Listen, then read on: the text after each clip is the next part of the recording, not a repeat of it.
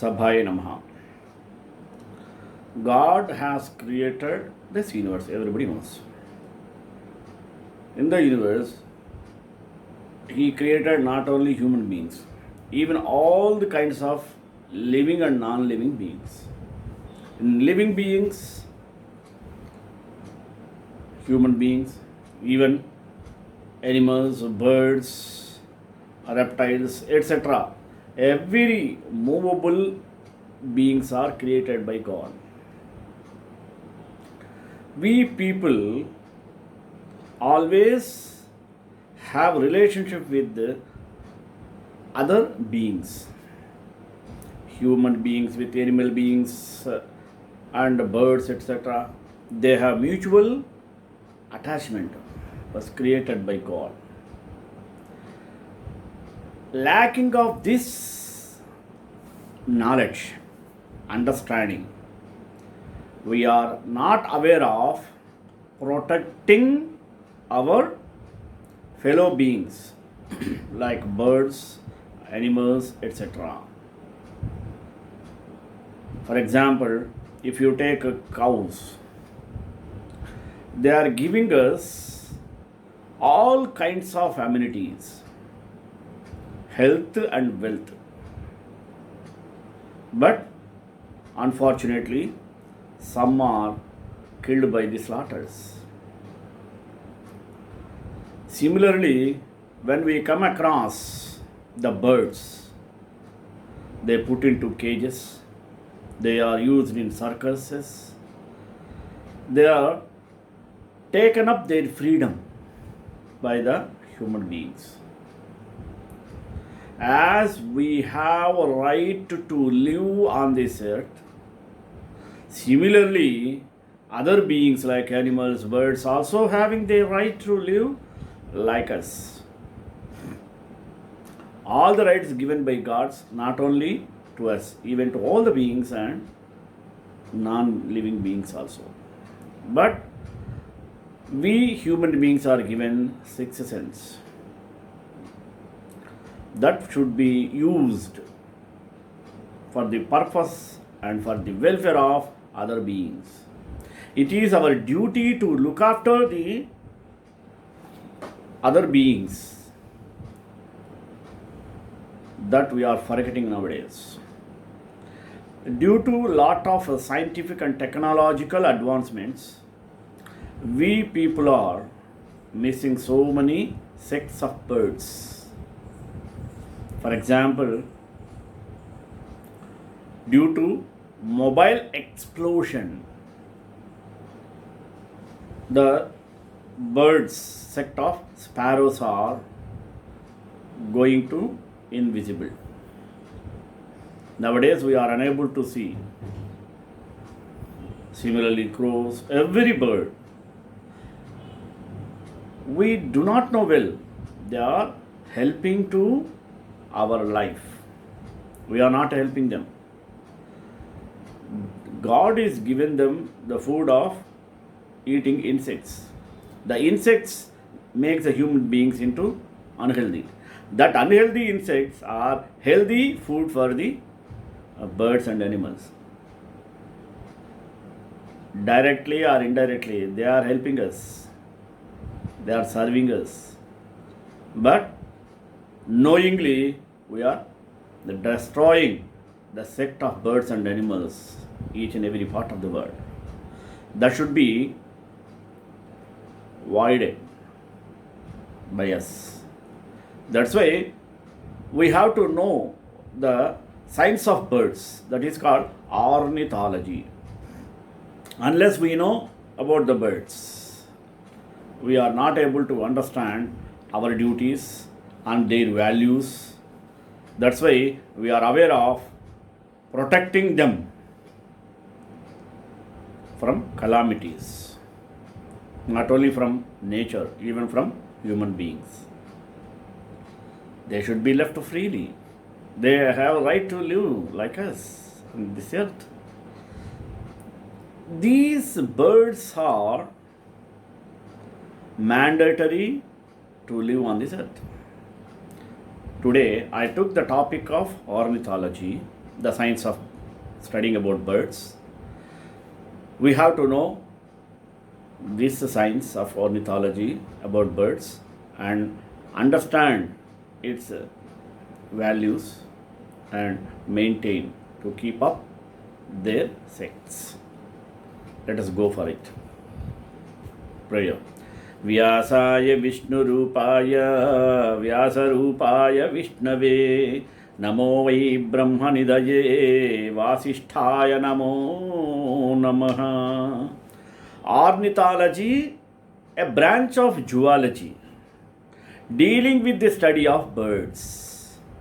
Most of the early writings on birds and more anecdotal than scientific, but they represent a broad foundation of knowledge, including much folklore on which later work was based. In the European Middle Ages, many treatises dealt with the practical aspects of ornithology, particularly falconry and game bird management. From the middle of 18th to late 19th century, the major thrust was the description and classification of new species as scientific expeditions made collections in tropical areas rich in bird species. By the early 20th century, the large majority of birds were known to science, although the biology of many species was virtually unknown. In the later half of the 19th century, much study was done on the internal anatomy of birds, primarily for its application to taxonomy. Anatomical study was overshadowed in the first half of the 20th century by the rising fields of ecology and ethology, the study of behavior, but underwent a resurgence, renewal beginning in the 1960s with more emphasis on the functional conversions of birds. Ornithology is the scientific field dedicated to the study of birds. Any bird, whether it is a tiny hummingbird or an extra large emu, falls under the realm of ornithology. All birds from hummingbirds to peacocks or emus are a part of the field of ornithology. A brief history of ornithology can be known by us. Okay. Humans have been fascinated with the birds living around them since ancient times.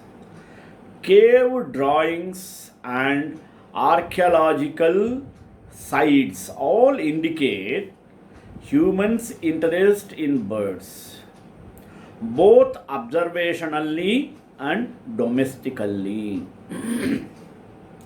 Evidence for early humans consuming avian, flying, or bird proteins can be found dating back to the Stone Age times.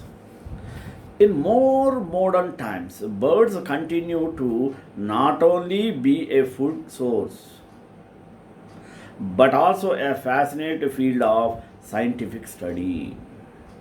New technology has allowed us to band and track birds across thousands of miles, remotely observe their nesting behaviors, and monitoring for environmental and habitat concerns.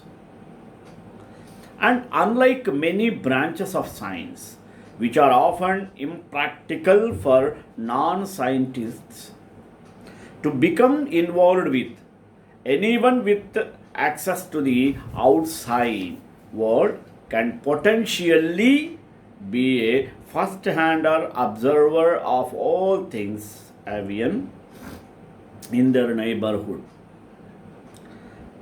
Let us see the types of ornithology study.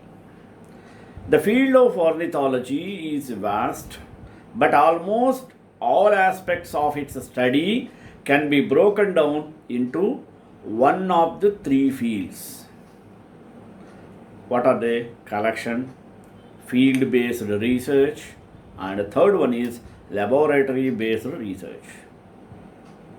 Let us get the detail of collection. It refers to the more traditional biological approach to study of the birds through the collection of both live and diseased specimens. The specimens are analyzed in terms of their body systems, anatomy, physiology, and even their DNA. Second, field based research. It involves scientists working out in the field. Nothing population counts. Taking birds' song recordings and sometimes collecting either permanently or temporarily live specimens for more direct observation. Field based ornithologists also make indirect observations, which includes studying the nesting locations, nesting materials, or food resources available to the birds living in a particular location. They are not direct observations of a bird, but instead of observations of conditions or settings that a bird would live in or interact with. Third one, laboratory based research. Third one, it can include analyzing the results of field based studies or analyzing the birds for studies relating to animal intelligence, bird to bird and bird to human interactions, and medical treatments. It is also not unusual for multiple branches of ornithology to overlap over the course of a single research project and for ornithologists to collaborate. Wild birds impact many human activities, while domesticated birds are important sources of eggs, meat, feathers, and other products. How they are useful to us, no? Applied and economic ornithology aim to reduce the ill effects of problem birds and enhance gain from beneficial species. Ornithology is one of the few scientific fields in which non-professionals make substantial contributions. Much research is carried out at universities and museums which house and maintain the collections of bird skins, skeletons, and preserved specimens upon which most taxonomists and anatomists depend. Field research, on the other hand, is conducted by both professionals and amateurs, the latter providing valuable information on behavior, ecology, distribution, and migration. Although much information about birds is gained through simple direct field observation, usually aided only by binoculars, some areas of ornithology have benefited greatly from the introduction of such instruments and techniques as bird banding, radar, radio transmitters, and high quality portable audio equipment. Bird banding, first performed early in the 19th century, is now a major means of gaining information on longevity and movements. Banding systems are conducted by a number of countries, and each year hundreds of birds are marked with numbered leg bands. The study of bird movements are also recorded on a day-to-day basis by the use of minute radio transmitters worn by or implanted inside the bird. Visual making such as plumage dyes and plastic tags on the legs or wings allow visual recognition of an individual bird without the difficult task of trapping it, and allow the researcher to be aided by amateur bird watchers in recovering his marked birds. Research into the nature and significance of bird calls are burgeoned, mean expanded with the development of high quality portable audio equipment. The study of birds, their biology and habits and evolution, and a multitude of other aspects of birds has a long tradition within the discipline of zoology. There are no degrees in ornithology, and most come to the study of birds through a BSc in zoology. Most research based jobs require at least a master's level qualification, means MSc, and with increasing specialization, a doctorate, means PhD. Many people take up ornithology as a hobby, especially tracking migrations and noting population changes throughout the seasons. Bird watching is a keen pastime in the UK, for example, and many people in the amateur community carry out vital work in the scientific study of birds conservation. Charities are reliant on key tortures. Charities such as RSPB, mean Royal Society for the Protection of Birds, for example, encourage the active participation of bird study and conservation. Now let us look at the glance about history of ornithology. We naturally assume that the study of ornithology is a strictly English Victorian pastime. The personal projects of such celebrated naturalists and natural historians as Gilbert White, Thomas Bewick, George Montagu, and of course Charles Darwin, don't forget it. These highly noteworthy figures and others like them contributed massively to the study of great many aspects of natural history, but we need to look back further than them to see the beginnings of ornithology.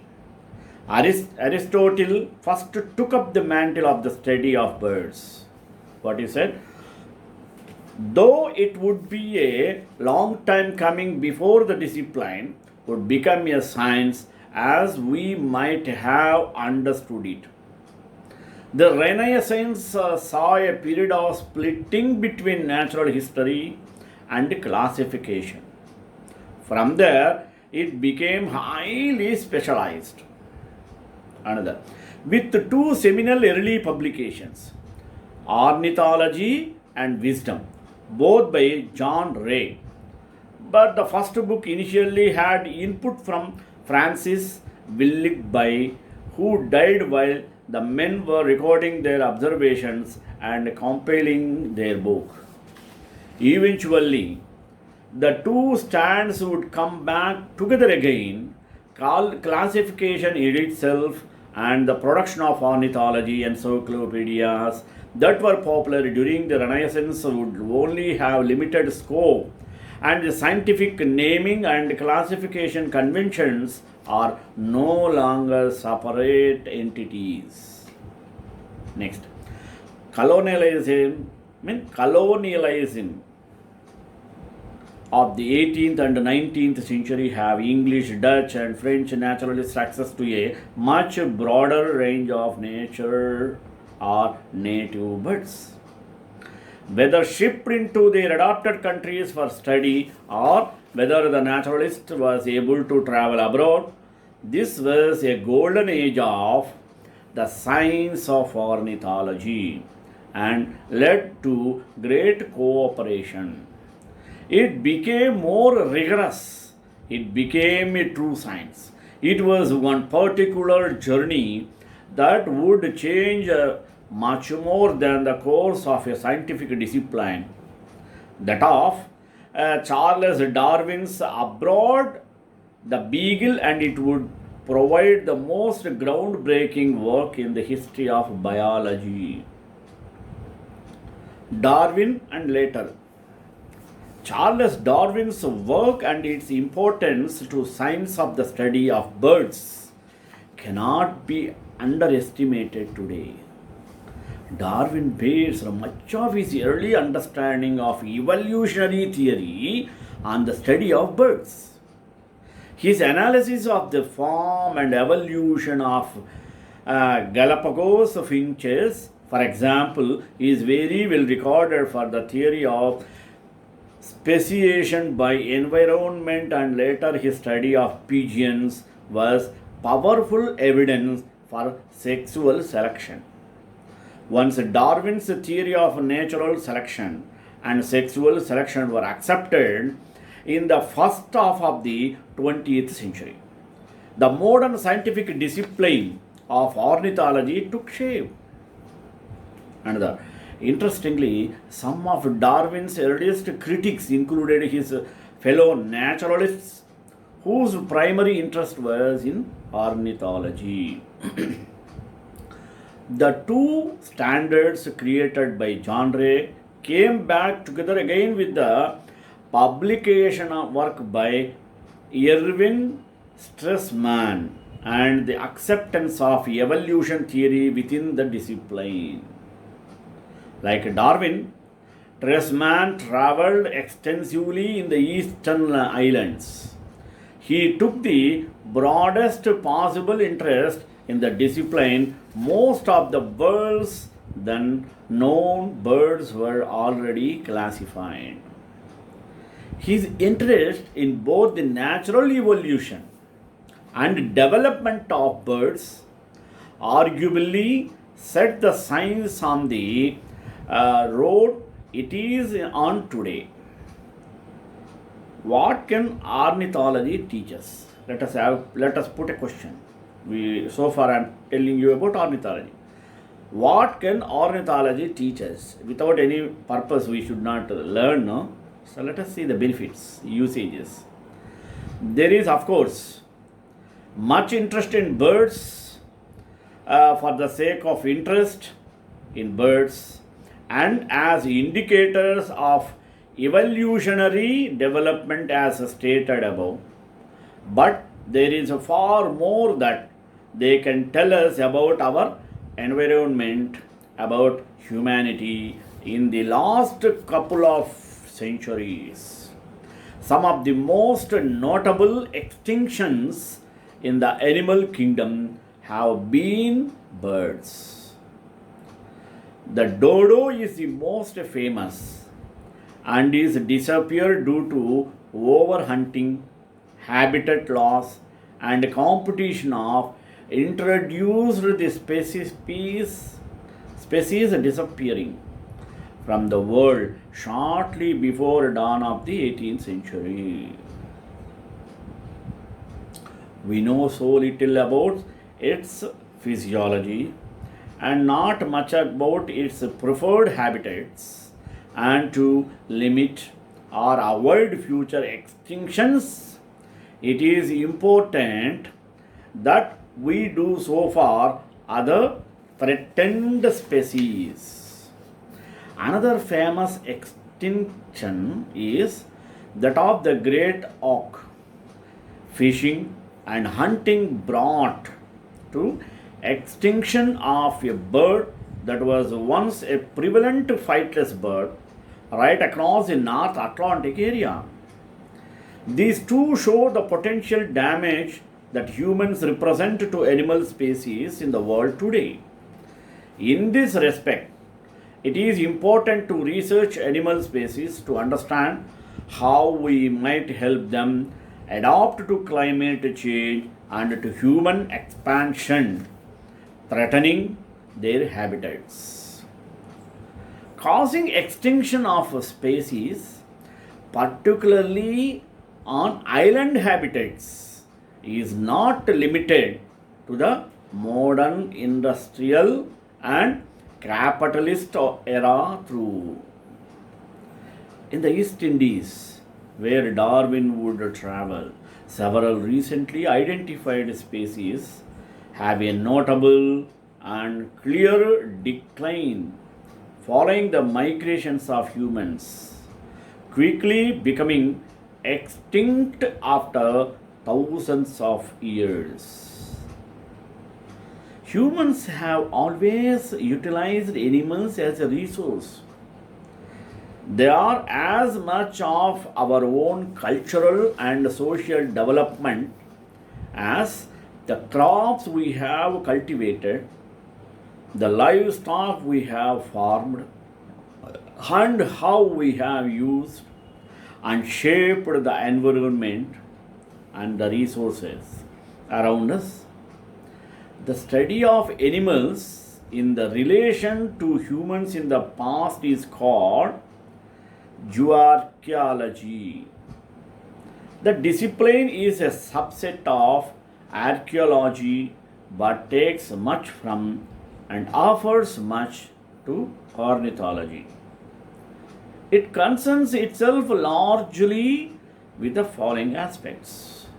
What are the aspects?